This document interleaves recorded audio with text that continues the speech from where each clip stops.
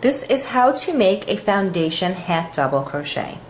So here is a section I did of foundation half double crochet. Now the purpose of doing foundation half double crochet is to create your chain and your stitch at the same time. And we do this because then your fabric has a lot of give, so it stretches out very well, unlike a chain which can be rather stiff. And since this is going to be the waistband of our shorts, we want it to have a lot of give. So this is how you make a foundation half double crochet. Start with a slip knot on your hook, just like any other stitch. And then you're going to chain 2 to begin. So chain 2.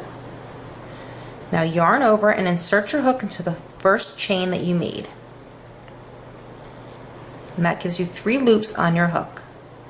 So we are going to make our chain and our stitch at the same time. So yarn over and pull through the first loop on the hook. That creates the chain. So this right here is the chain. Now yarn over and pull through the remaining 3 loops just like you would any regular half double crochet. Yarn over and insert your hook under the 2 loops of the chain you just made.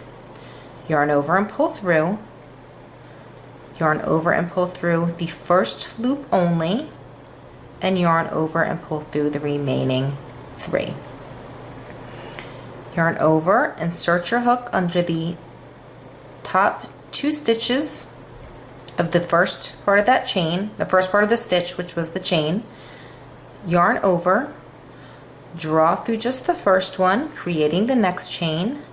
Yarn over and pull through the remaining 3 loops on the hook.